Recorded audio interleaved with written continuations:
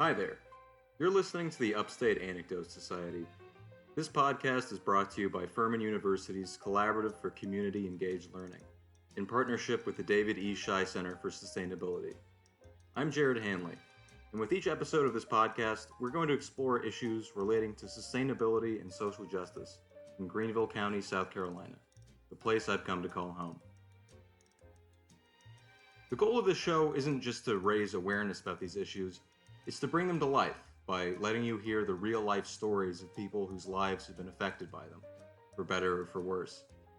In this first episode, I'm starting things off by taking us on a trip right down the road from Furman University's campus to a place called Soteria.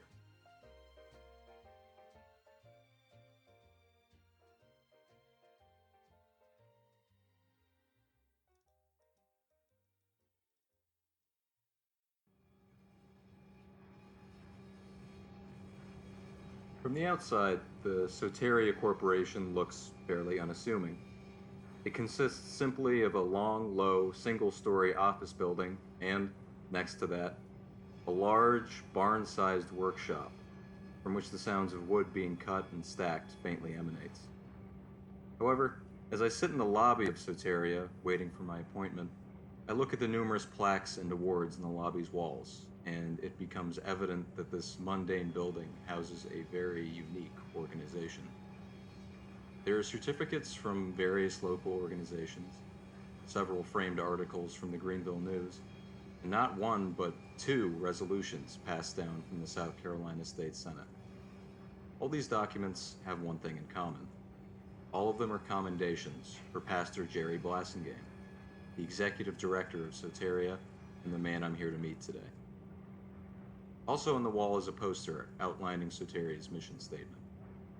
It tells me that Soteria Community Development Corporation advocates for economic and social justice for those and their families impacted by the criminal justice system. We work to create opportunities for previously incarcerated men to re-enter society through transitional housing, life skills, and job training. That all sounds well and good, but if that was all I wanted to hear, I could have just gone to their website and saved myself the drive.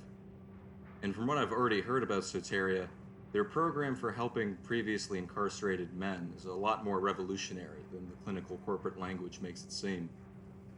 That's why I've arranged to speak to Jerry, to find out just what it is that makes Soteria unique. Right as the receptionist takes pity on me and tells me I can take a look around by myself if I want, Pastor Jerry finally makes his appearance, just in time to show me around the premises himself. Attorney, and this is her office here, but Mr. Wallace actually did all of it with the walls. Speak of an angel. Here he is right here. Hey, how's it going? How you doing? I'm doing all right. Can't complain. I hear you, man. I'll turn you over to the man of the hour. All right, great. He starts by showing me the newly renovated office space at the rear of the building, which is all beautifully finished with reclaimed wood paneling. So this is our new space, and I have an attorney there. You see, I'm always gonna be there. What's up? Hey, all this is trash. I guess The paneling is from Soteria's own workshop, which is the next stop on the tour. We walk out of the main office building and take a left, going up a concrete ramp into the big corrugated iron building. Once inside, Jerry starts to give me a rundown of Soteria's day-to-day operations, occasionally pausing to give instructions to some of his guys. All of the men in the workshop have recently been released from prison. As I am introduced to them, I notice that they are of various ages and ethnicities. In fact, the only thing that all of them have in common is their bright blue Soteria work shirts, and their hands, which all feel thick and leathery to the touch from all the woodworking they do on a daily basis. But giving these men jobs in their workshop is only part of the package that Soteria offers, as Pastor Jerry explains to me later when we were in his office. I believe Soteria is unique because of my good friend Glenn Martin says, and I always quote him, is that those who are closest to the problem are closest to the solution, but furthest from the resources and the power. So when you get people who are affected by something, those are the people who can help solve it. And so the simple fact that I served 3.5 years on a 20-year sentence 20 years ago, and I have successfully navigated the reentry process, never been arrested. I'm a homeowner, business owner, run my own business. I've been able to employ people. I've been able to build neighborhoods and bring people out of prison and use all of the resources of community development to do that. That's unique. Nobody else is using community development in reentry. I didn't know that. I learned it just by trial and error, but it works. And so we were able to develop low-income housing. We were able to have a social enterprise where we employ people who are getting out of prison who work for us. And so we have low-income housing where not only the men who graduate our program can live, but their families can live. We created a mentoring program, matching savings account, financial literacy. So it's almost a one-stop shop in a neighborhood to where anybody with a criminal background can come and get their degree, so to speak. And so I believe that this model needs to be replicated not only around the nation but around the world. When a person can get out of prison, live, work, eat, and better their life all in one place, I think that's great. So I am eager to duplicate this model all over the world, everywhere I can drop Soteria's model.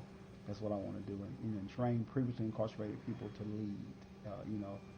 We are the best for this. Doctors go to medical school, lawyers go to law school. Those who work in reentry are those of us who've been incarcerated and have successfully navigated the system ourselves. As Jerry talks, it quickly becomes apparent that Soteria isn't just a job or a side project for him. It's his passion, his life's work. And he isn't content to just keep it at its current level either. He wants to see it evolve and expand. I also find out that when people said he was a visionary, they meant it in a very literal sense. So nationwide, there are 48,000 collateral consequences, meaning there are 48,000 things that could stop you from advancing. Different things from housing discrimination, employment, ban the box things that we're trying to do, even occupational licenses. I share all the time about when I got out of prison and I wanted to go back to college, I couldn't receive a Pell Grant because of my felony drug conviction. Then when I went to school, I had to get a loan to go to school, and I just checked to see if I can get licensed as an architect. Once I graduated, I couldn't get licensed because of my drug conviction. So there are so many things that could deter somebody, from rehabilitation. And so, all these barriers are there. And I go back to say that's why we had to create our own housing, because we don't do background checks. We know if somebody comes and say, hey, I just got out of prison, I need some help, we're a second chance employer. We're a second chance housing, we're a second chance everything. We want to make sure that people who made a mistake or 2 or 3 mistakes get a fair chance once they have been rehabilitated or they want to get their life on the right track. And so if you don't know that, and if you've never needed grace, you don't understand extending grace. So I've needed grace, so I understand that I need to extend grace to people who want to change. And so I think everybody needs to understand that. And I say this all the time too. Love don't cost us anything. It don't cost us anything to love somebody. It don't cost us anything to extend the olive branch, to people who need it. So I think that's what happened to me. When people started to extend the olive branch to me, when people started to forgive me, I was like, wow, this is great. And so I'm not going to mess up. The final question I have for Jerry is a relatively simple one. I want to know what it was specifically in his own experience that made him recognize the need for a program like this. So I was sentenced to 20 years in prison in 1995. And when I got there, I had been in prison 4 months. It wasn't, nothing. But this time I was sentenced to a maximum security prison. And I saw a lot of mostly young black men who were serving 30 and 40 years. And a lot of them had been in prison. This is their third or fourth time. And I would ask them, why are you keep coming back to prison? And, you know, it was my second time as well. Couldn't find a job, couldn't find housing, you know, couldn't go back to school. And I knew that when I got out, I was going to have some of those same obstacles. So I decided that I was going to take matters into my own hand and start a program when I got out. And people thought I was crazy. It was like, you can't do it. You're not going to have resources. But I wrote. You know, I became a Christian while I was in prison. And I changed my life and really lived right while I was in. And so I wrote every day for 3.5 years. I wrote the vision for Soteria. I would research. I would write people. And I would, you know, have phone calls with individuals, and when I got out, I had a couple hundred pages of handwritten plan, and it was all because of what I saw on the inside, the injustice of our criminal justice system, which is mass incarceration, the caging of young black and Latino men, mostly, you know, who just came from poverty, and you know, we don't incarcerate people, we incarcerate poverty and traumatized people. So that's kind of the way I look at it. So a lot of us were traumatized and grew up in poverty. So that's why I do what I do. And it was hard in the beginning, but it's worth it all now. After 20 years, it's been worth it, you know, helping guys. We helped over 5,000 men and women in the last 20 years transition from prison to, you know, to being successful. So. While Jerry's words are inspiring, I also want to know how all this might look to someone who isn't a visionary. To an everyday, practical guy who just so happens to have been released from prison within the past few months and is trying to find his footing, what makes Soteria appealing out of all the numerous other organizations that help with the reentry process? So I sit down with Lamont, one of the men currently part of the Soteria program, who agrees to speak with me on the condition that I don't disclose his full name. Lamont spent 13 years in prison for armed robbery and kidnapping, and was released just 2 weeks before this interview. I'm struck by this revelation because, to my sheltered, middle-class eyes, he doesn't really look like someone who's been to prison. He doesn't have any facial scars or teardrops tattooed under one eye. His manner is reserved, but relaxed, even friendly. He jokes around with me when he first sees my microphone, asking if we're about to do a freestyle rap battle. He surprises me even further with how open he is about his background and how he found himself incarcerated in the first place. You know, I ran away from home at the age of 14. So you take a typical 14-year-old that's on his own, homeless, however you want to word it, and it's like, you know, I'm sleeping from couch to couch. You know, I got to feed myself, I got to clothe myself. So, you know, I started, you know, breaking in people's cars or whatever. However, we started small, breaking in houses, and one thing led to the next. You know, I'm like I said, I got to provide clothes and food for myself. So, you know, I'm doing things, I'm stealing and things of that nature as a means of survival. And, you know, everything has a stepping stone, and it pretty much led me here at the end of the day. Lamont says that one of the reasons he chose Soteria was that he was worried if he didn't, he would find himself in the exact same circumstances that landed him in prison in the first place. A lot of guys that come to and from, they all share their story as far as, oh, you're going to get out, you're going to be institutionalized, you get out, you're going to be paranoid, you get out, you're going to be this and that, the food, this and that, just like everything. And actually when I got out, like as soon as I stepped out the gate, like no exaggeration, I was back to myself, you know. As far as choosing to come to Soteria housing, I just didn't want to go back to the same people, same environment. I wanted something new, something fresh, location where I didn't know nobody. Yeah, so, you know, that's you know, really the main reason why I chose to come here. And, you know, like I said, just to challenge myself, you know, do something I never did before, you know, just to be great. Yeah, just to be great.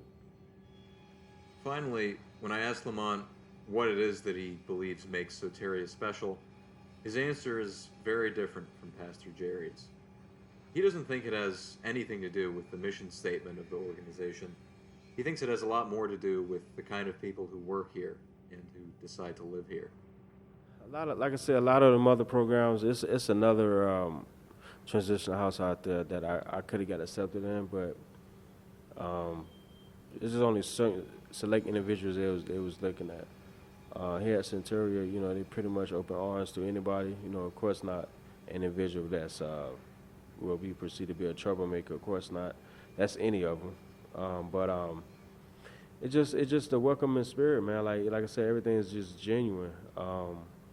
Other places, you know, it might be script or a guy or individual might really not be who they claim to be, you know, or who you see in the visual. Just, you know, just putting up a facade, so to speak.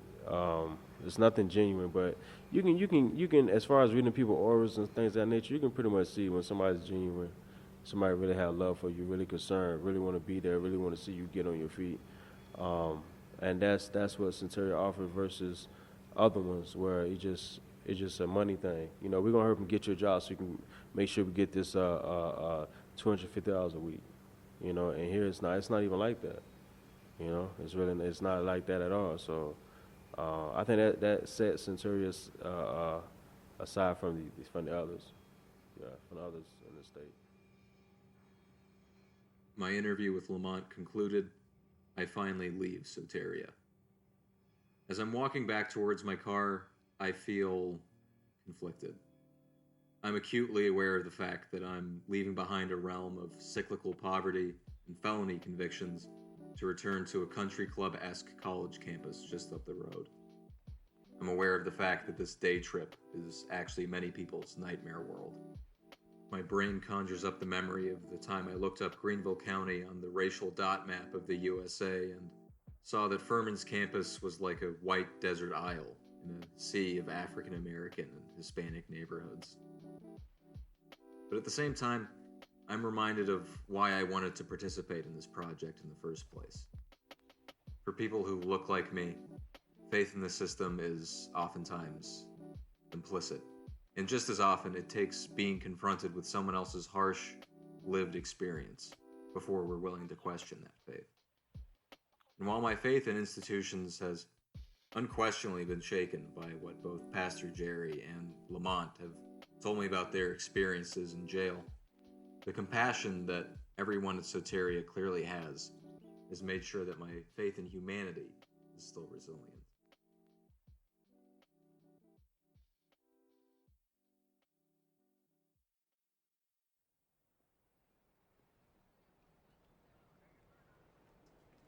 Greenlink, Greenville's public transportation system, has a modest fleet of buses, most of which are regular diesel buses provided by a local manufacturer. But they've also recently added 2 electric buses to their fleet, and they have plans to add more in the coming years. There's also one other bus that's completely different from the others. It has half the capacity of the other buses in Greenlink's fleet, and when it leaves the Greenlink Transit Center every morning, it doesn't go along a fixed route with designated stops. Instead, it picks up its passengers one at a time from specific addresses, houses, apartments, nursing home, and takes them directly to their destination. This is the Greenlink paratransit bus. It caters to anyone in Greenville County who can't walk down the street and wait at a bus stop due to old age or disability. And today, I'm going to go riding along on it to better understand why this service needs to exist, how it operates, and what more, if anything, Greenlink can do to make their services accessible to the disabled and the elderly.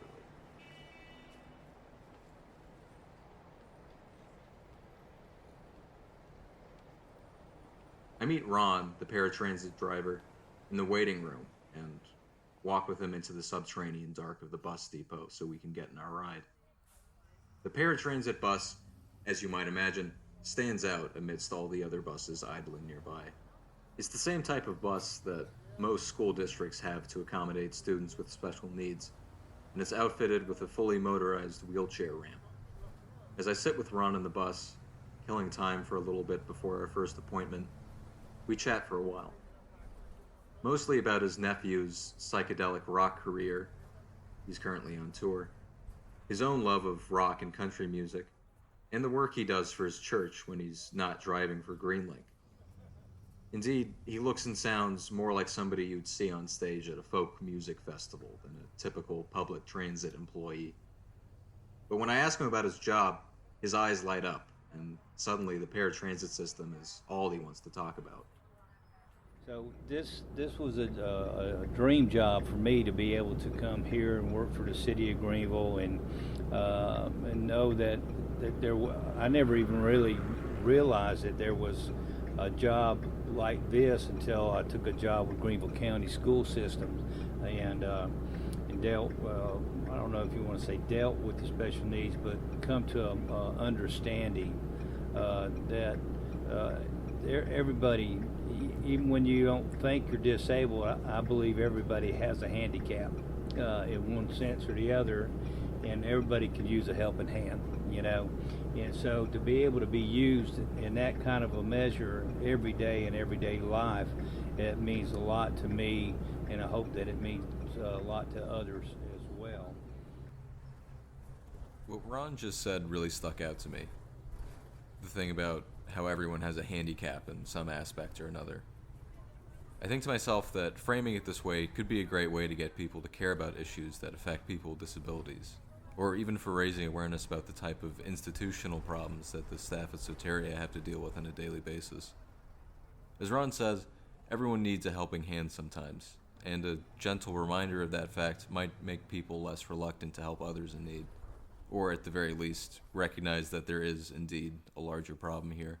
I get lost in thought for a moment as Ron talks in more depth about why exactly he's stuck around with Greenlink for so long, after leaving a lot of similar jobs after only a few years. But as far as my job here goes, it's a good one, and I wouldn't give it up for nothing in the world. That's why I've been here for 11 and a half years, because otherwise before I would work a job 2 years, maybe 3 at the most, and then I'd be hunting for somewhere else to go, hoping that the grass would be a little bit greener on the other side. But I think somewhere in life you can find a pasture that you want to graze in, that you really enjoy what you're doing, and so that's pretty much it as far as being able to meet new people on a daily basis, because we're always adding to picking up other people, new people, and sometimes with that there's has to be some adjustments, us getting to know them and them getting to know us. Because like for instance, like sometimes some of them think they can come on the bus and have drinks and sandwiches, and you can't have that on here because if you was to spill it, you could spill it on somebody else. So there's rules and regulations that we have to kind of help others to understand that this is a shared ride, and you just can't come in and be like you're on a tour bus. Sure. Because it's a ride to help other people that are in need or in things like that. Despite my earlier suspicions, Ron tells me that he is not, nor has he ever been, a folk musician.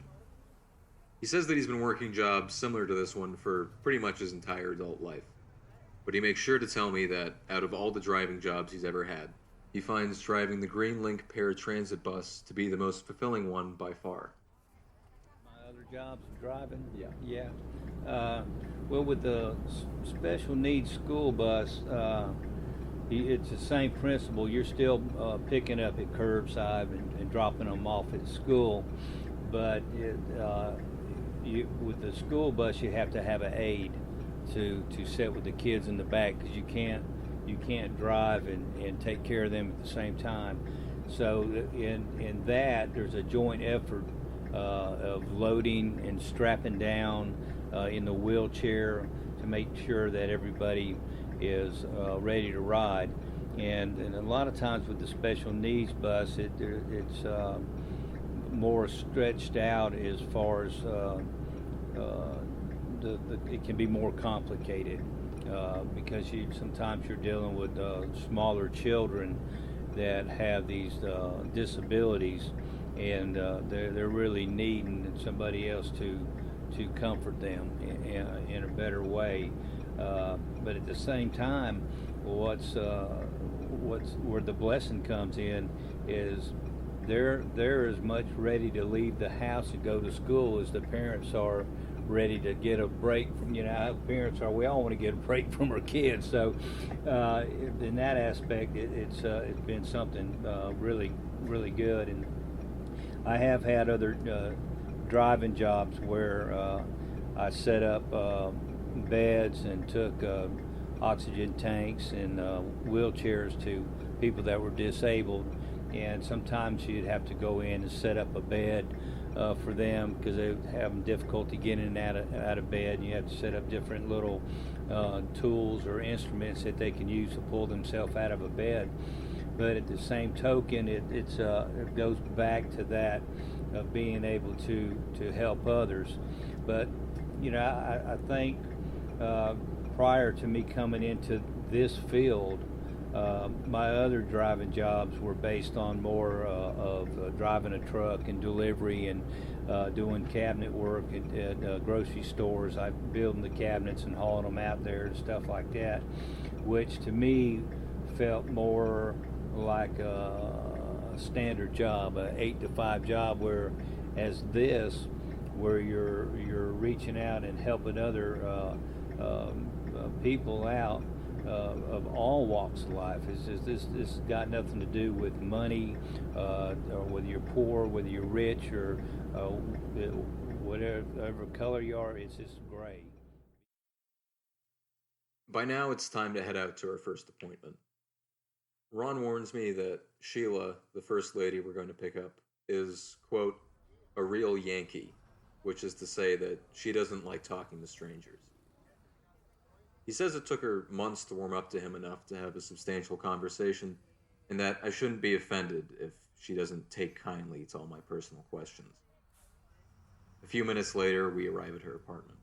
Sheila shuffles down the sidewalk towards the bus, supporting herself with a four-legged walker.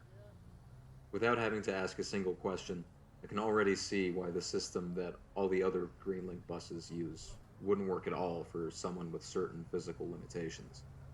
Even if there was a bus stop right outside her building, she probably wouldn't be able to negotiate the space between the sidewalk and the street to actually get onto a typical public bus. I can tell just from looking at them that the sidewalk and curbs here are not ADA compliant, as is the case in many lower-income neighborhoods. The curbs are high off of the ground, lacking any kind of ramp or gentle incline, and the pavement is cracked and uneven in many places. As Ron helps Sheila onto the bus, I can just barely hear him putting in a good word for me over the sound of the mechanical ramp lowering and rising. Sheila seems a little wary of me at first, but she gradually warms up to me the longer that we talk. The first question I ask her is simply why she uses paratransit and what her thoughts about the service are. Oh, I was in a bus accident in New York. A bus crashed into a building, and I was sitting in the bus. My both legs got crushed. Oh man, that's terrible. And I'm 6 years later, I still have to go to the doctor all the time for bandaging and medicines. Nurses coming to my house still. It's been 6 years since it happened. So I need this bus. There's no other way I could get around. Sheila says she wishes more people knew about the paratransit service offered by Greenlink because she didn't know about it when she first moved to Greenville 6 years ago, and she tried out some similar privately owned transit services that she found to be less than satisfactory. A service where people pick you up with their own cars, and that was horrible, a nightmare. They come an hour late, and they drive 10 people home to their house. By the time you get home, it's the end of the day. It's 5, 6 at night. This bus is more reliable. It comes when it's supposed to and takes you right home. Right, so having a schedule that's... Yes, and they stick to it. Okay, that's good to know. And some of the people were horrible. You didn't want to even have one car ride with them, what they were talking about and all. They were just doing it to make extra money. They didn't really like the job or anything. And I kept telling them on the phone when they were picking me up, you have to send a low car because I can't get into these high things. I can't climb. My legs are in bandages. And they always sent me these high things, and I couldn't get in there. So I would miss the ride, miss my doctor's appointments. I'd be in the street waiting for another one to come around, lower, and it would come an hour and a half later, and when I missed the doctor's appointment anyway. So it was a huge mess, so I came running back to this, and I'm staying with them. Even worse than these private paratransit companies, she says, are the local taxi companies in Greenville, which she says are very different from the taxis in her native New York City and often take advantage of people like herself who have no other way of getting around. They have a lot of taxi services there, maybe 6 or 7, and one is a bigger thief than the other one. Oh, yeah. When I first came here, one taxi took me 20 blocks to look at a different apartment. $60 one way, 20 blocks. Wow. That's very expensive. Yeah. And then I had to get home from there. I didn't like the apartment, so another taxi charged me $60 to go back home. $120 to look at a dump that I didn't want. And I gave them all my food money for the month. So I was very upset. Wow. It shouldn't have come to $120 to go 20 blocks. Money hungry. And I don't know if they did anything about them, you know, make them put that thing inside with it counts how many blocks you're going, and then you know what the rate is. They just make up a nice big rate and they stick it, and you're stuck with it. Right. Wait, so they don't have a counter? Like No, the way that a no. New York taxi They don't does? have anything so that you know that that's the right fare. Eventually, we reach our destination, a Publix on the other side of town.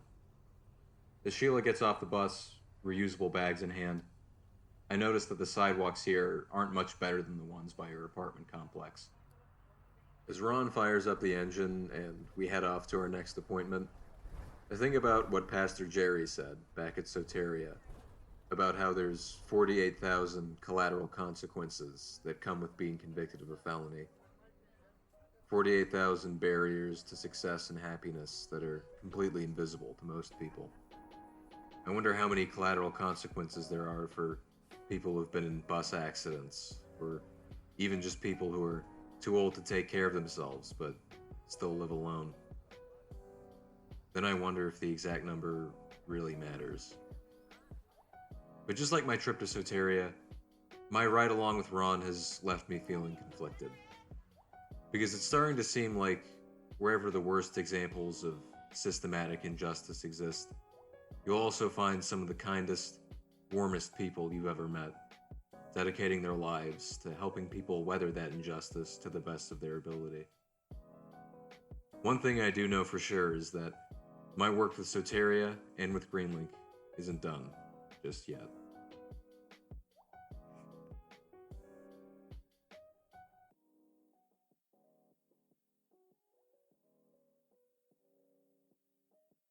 Well, that just about does it for the first episode of Upstate Anecdote Society. If you're passionate about sustainability or social justice issues, or if you just love listening to people share their true stories and life experiences, I hope you'll stick around with me as I continue to explore Soteria, Greenlink, and other local organizations. Because trust me, what I've just covered is merely the tip of the iceberg. Once again, this is Jared Hanley with Furman University's Collaborative for Community Engaged Learning, signing off.